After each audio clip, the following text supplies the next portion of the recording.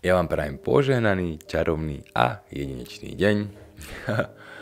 Budem opäť pokračovať z diela, z kníh, ktoré boli teda zviazané, teda múdrosti z daných diel. Paulo Coelho Život. Je to na strane 94, kde nádherná kniha Záhir nám ponúka túto myšlienku. Božie dielo možno nájsť na nepatrnejších maličkostiach stvorenia. A práve o tom to je. Prečítam znova. Božie dielo možno nájsť v najnepatrnejších maličkostiach stvorenia.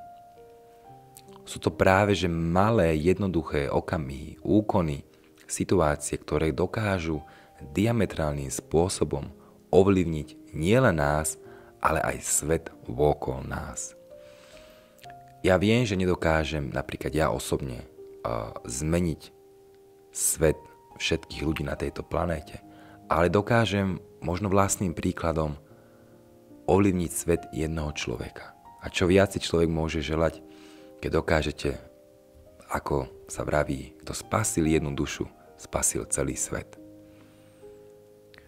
Tým, ako človek žije, tým aj káže. A presne týchto Božie dielo možno nájsť v najnepatrnejších maličkostiach stvorenia. Sú to jednoduché úkony, úsmev, podrženia dverí, pustiť niekoho sadnúť, pozdraviť niekoho, ukloniť sa niekomu, darovať nečakane niečo ľuďom, ktorí práve nemajú tú možnosť si to zakúpiť, alebo niečo podobné ako ja alebo vy vykonať. Ale týmto jednoduchým aktom dokážeme diametrálnym spôsobom ovplyvniť svet vôkol nás a hlavne budujeme seba samých.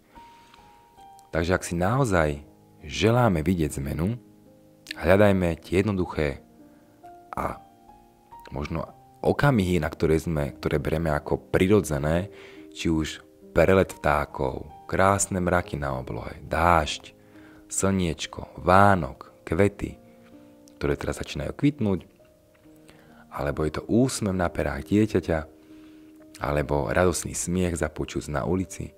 To sú tie posvetné okamihy, ktorých sa skrýva to skutočné, ten život vo svojej jedinečnosti a pravde. Takže buďme tými malými okamihmi, v ktorých sa ukrýva stvoriteľová existencia. Ja vám prajem požehnaný deň, do skorého počutia a videnia.